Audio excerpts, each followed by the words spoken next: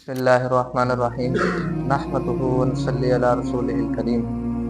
اما بعد فاعوذ باللہ من الشیطان الرجیم بسم اللہ الرحمن الرحیم قال اللہ تبارک وتعالی فی القرآن المجید فإن آمنوا بمثل ما آمنتم به فقد اهتدوا صدق اللہ العلی العظیم قال النبی صلی اللہ علیہ وآلہ وسلم اصحابی کالنجوم فبأیہم اقتدیتم اہتدیتم او کما قال۔ میرے عزیزو، اللہ رب العزت نے ہمارے اوپر بہت بڑا فضل و کرم اور انعام و احسان کیا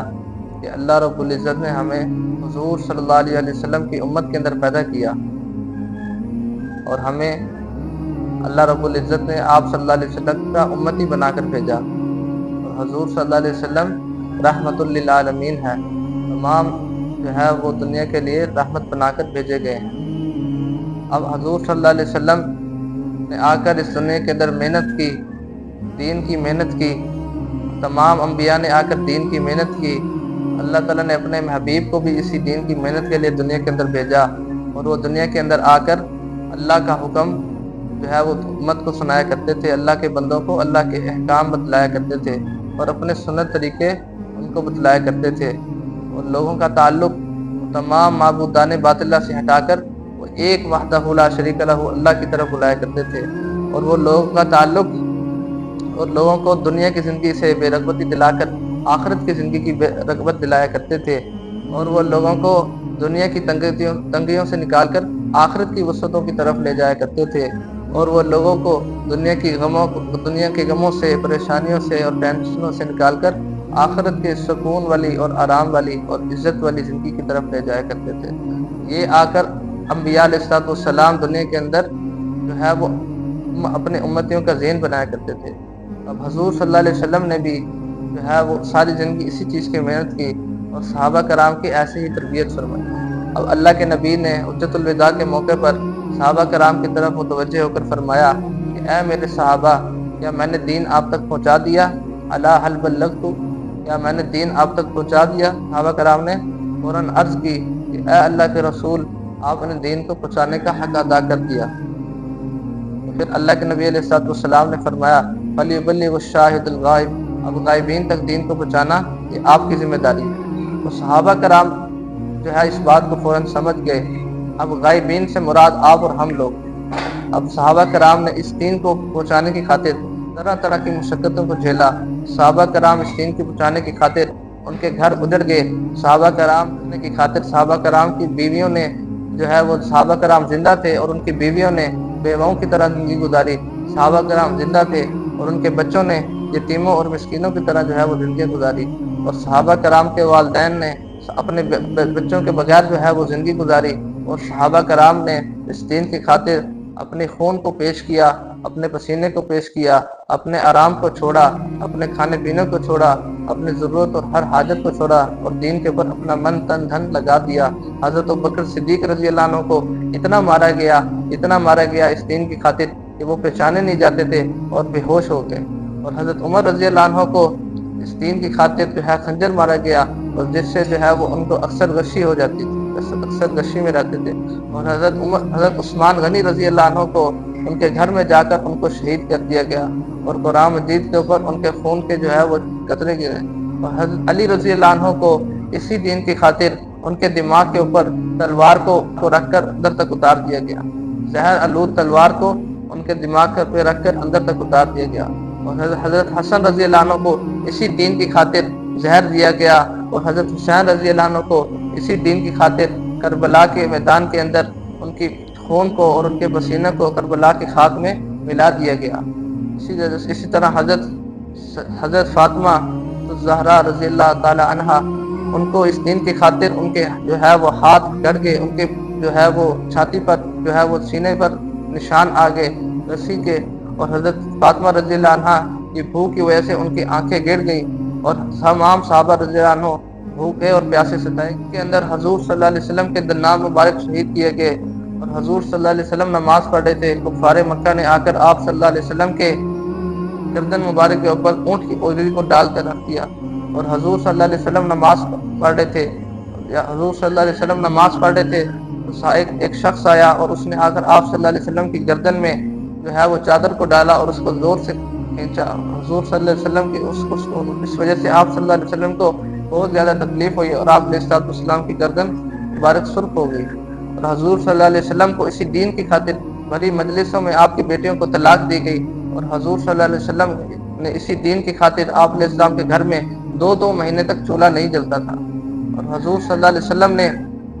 تو اسی دین کی خاطر آپ علیہ السلام کو اور آپ علیہ السلام کے اصحاب کو اور آپ علیہ السلام کی آل کو 3 سال شیب ابی طالب کی گھاٹی کے اندر جو ہے وہ قید رکھا گیا. اور وہاں پر آپ علیہ السلام نے اور صحابہ کرام نے اسی دین کی خاطر خشک پتوں کو چبایا. اور صحابہ کرام رضی اللہ عنہ نے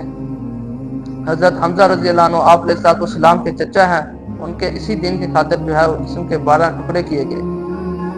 اور حضرت بلال حبشی رضی اللہ عنہ کو دھوپ کے اندر دوپہر کے اندر تپتی ریت پر لٹا دیا جاتا, اور جو ہے وہ رات کو کوڑے لگائے جاتے اور دن میں تپتی ریت پر ان کو لٹا دیا جاتا, اور جو ہے ان کے اوپر ایک بھاری چٹان کو رکھ دیا جاتا تاکہ وہ حرکت نہ کر سکیں اسی دین کے لیے. حضرت خباب بن الارت رضی اللہ عنہ اسی دین کے لیے ان کے آگ کے انگاروں پر لٹا دیا جاتا اور ان کے اوپر پاؤں رکھ دیا جاتا تاکہ وہ حرکت نہ کر سکیں.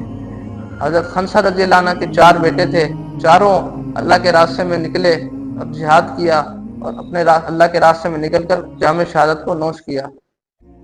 اسی طرح حضرت ام شریک رضی اللہ عنہ کو حضرت خنسہ رضی اللہ عنہ کے 4 بیٹے تھے,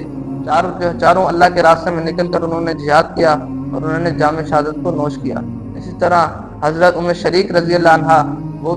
وہ بھی اسی دین کی خاطر جو ہے وہ پیاس سے بلبلائیں اور پیاس سے ان کو ستایا گیا, ان کو پیاسا بھوکا پیاسا رکھا گیا. اب یہ دین جو ہے ہمارے تک بہت مشقتوں کے ساتھ پہنچا ہے. صحابہ کرام اور آپ علیہ السلام کا اسی دین کی خاطر خون بہایا گیا, ان کو اسی دین کی خاطر ستایا گیا, ان کو اسی دین کی خاطر ڈرایا گیا, ان کو اسی دین کی خاطر تھکایا گیا, ان کو اسی دین کی خاطر کھپایا گیا, ان کو اسی دین کی خاطر دھمکایا گیا. اور صحابہ کرام نے اللہ کے نبی کی بات کو سنا اور صحابہ کرام پوری دنیا کے اندر جا کر پھیل گئے اور پوری دنیا کے اندر اپنی قبروں کو بنا دیا. حضرت سعد بن ابی وقاص رضی اللہ عنہ کی قبر چین کے اندر ہے, حضرت زید بن حارثہ رضی اللہ عنہ کی قبر موتا کے اندر ہے, عبداللہ بن رواحہ رضی اللہ عنہ کی قبر اردن کے اندر ہے, حضرت ابو عبیدہ بن جراح رضی اللہ عنہ کی قبر اردن کے اندر ہے, حضرت ابو طلحہ رضی اللہ عنہ کی قبر بحیرہ روم کے اندر ہے, حضرت ایوب انصاری رضی اللہ عنہ کی قبر استنبول ترکی کے اندر ہے, حضرت بلال حبشی رضی اللہ عنہ کی قبر دمشق کے اندر ہے, اور حضرت فضل بن عباس رضی اللہ عنہ کی قبر ملک شام کے اندر ہے, حضرت عبد الرحمن ابی سمرہ رضی اللہ عنہ ان کی قبر خراسان کے اندر ہے, حضرت لیث بن قیس رضی اللہ عنہ کی قبر افغانستان کے اندر ہے, اور حضرت عقبہ بن نافع رضی اللہ عنہ کی قبر الجزائر کے اندر ہے, حضرت معبد بن عباس رضی اللہ عنہ کی قبر افریقہ کے اندر ہے, اور حضرت عبداللہ بن عباس رضی اللہ عنہ کی قبر یمن کے اندر ہے, اور حضرت عبداللہ بن عباس رضی اللہ عنہ کی قبر طائف کے اندر ہے. اور ہم یہاں پر آئے تھے, ہماری تشکیل ضلع سکھر کے اندر ہوئی تھی 28 دن کی. یہاں پر ہمیں مقامیوں نے بتایا کہ یہاں پر بھی کچھ اصحاب کی قبر ہے. ہم نے یہاں کے مقامی علماء سے رابطہ کیا, ان سے جا کے ملے, ان سے جا کر اس کی تحقیق کی کہ واقعی میں یہاں پر صحابہ کی قبر ہے. ان مقامی علماء نے بھی ہمیں یہی بتایا کہ یہاں پر واقعی میں صحابہ کرام کی قبر ہے. تو ہم پھر صحابہ کرام رضی اللہ عنہ کی قبر پر تشریف لے گئے. وہاں پر صحابہ کرام رضی اللہ عنہ کی قبر پر تشریف لے گئے, اور وہ قبر تھی حضرت عمر بن ابسہ رضی اللہ عنہ, جو مشہور صحابی ہیں, ان کی قبر تھی. حضرت عمر بن ابسہ رضی اللہ عنہ کی قبر پر ہم تشریف لے گئے. حضرت عمر بن ابسہ رضی اللہ عنہ کی قبر پہ جا کر ہم نے فاتحہ خوانی کی, ہم نے جواب پر جا کر ان کو اصالہ ثواب کیا, اور ہم نے یہ دیکھا کہ کس طرح اللہ کے نبی کے اصحاب جو ہے وہ طائف سے نکلے. وہاں پر لوگ تھے, اس جگہ کا نام تھا محبوب کوٹ اس جگہ کا نام تھا. وہاں پر مقامیوں نے ہمیں بتایا کہ حضرت عمر بن ابسہ رضی اللہ عنہ اپنے کچھ ساتھیوں کے ساتھ یہاں پر آئے تھے, اور یہاں پر آ کر انہوں نے دین کی محنت کی تھی, اور وہ یہاں پر آئے تھے تو زخموں سے چور تھے اور تھکے ہوئے تھے اور زخمی تھے اور بھوک اور پیاس کی حالت کے اندر تھے. مقامیوں نے ان کا جو ہے وہ خوب اکرام کیا, خوب ان کا جو ہے اعزاز کیا. اس طرح مقامیوں نے جو ہے ان کا بھرپور ساتھ دیا اور ان سے کافی محبت کا اظہار کیا. اس وجہ سے اس جگہ کا نام محبوب کوٹ پڑ گیا. تو اللہ کے نبی کے صحابہ پوری دنیا کے اندر پھیل گئے. پشاور کے اندر صحابہ کرام کی قبریں ہیں, حیدرآباد اور کراچی کے درمیان ایک جگہ وہاں پر صحابہ کی قبریں ہیں. اس طرح لاہور میں یعنی قبرستان کے اندر صحابہ کرام کی قبریں ہیں، اس طرح مختلف علاقوں کے اندر صحابہ کرام کی قبریں. یہ کیوں آئے تھے؟ دین کے پھیلانے کے لیے آئے تھے. اسی وجہ سے اللہ تعالیٰ قرآن مجید میں فرما رہے ہیں فَإِنْ آمَنُوا بِمِثْلِ مَا آمَنْتُمْ بِهِ فَقَدِ اهْتَدَوْا. اللہ فرما رہے ہیں اے دنیا بھر کے انسانوں، اگر آپ میرے نبی کے اصحاب کی طرح ایمان لے کر آؤ گے تو تم تحقیق تم فلاح یافتہ ہو جاؤ گے، تم فلاح کو پا جاؤ گے، تم ہدایت حاصل کر دو گے. اور آپ صلی اللہ علیہ وسلم کی حدیث، آپ صلی اللہ علیہ وسلم نے بھی یہی بات فرمائی اصحابی کالنجوم، میرے صحابہ آسمان میں روشن ستاروں کی مانند ہیں، میرے صحابہ آسمان میں روشن ستاروں کی مانند ہیں. فَبِأَيِّهِمْ اقْتَدَيْتُمْ اهْتَدَيْتُمْ، بس اس میں سے تم جس کی بھی اقتداء کرو گے، جس کی بھی اتباع کرو گے، جس کی بھی اطاعت اور پیروی کرو گے تو تم ہدایت کو پا جاؤ گے، کامیاب ہو جاؤ گے. تو ہم آج صحابہ کرام کے نقش قدم پر چلیں. صحابہ کرام نے جس طرح دین کی عالی محنت کی، آج ہم بھی ان کے نقش قدم پر چلیں. آج ہم بھی دین کی خاطر اپنے آپ کو پیش کریں، اس دین کی خاطر ہم بھی مشقتوں کو اٹھائیں اور قربانیاں دیں جس طرح صحابہ کرام نے قربانیاں دی. ہم بھی اللہ کے راستے میں نکلیں جس طرح صحابہ کرام اللہ کے راستے میں نکلے تھے. ہم بھی اللہ کے لیے اپنے جان اور مال سے جو ہے وہ جہاد کریں، اپنے جو ہے وہ نفس سے جہاد کریں، اللہ کے راستے میں نکل کر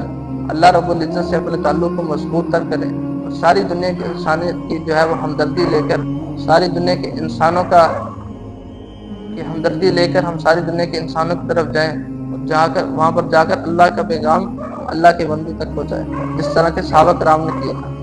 آج میں بھی اس چیز کی نیت کروں، آپ سب ساتھی بھی اس چیز کی نیت کریں. انشاءاللہ کوشش کریں گے آپ سب ساتھی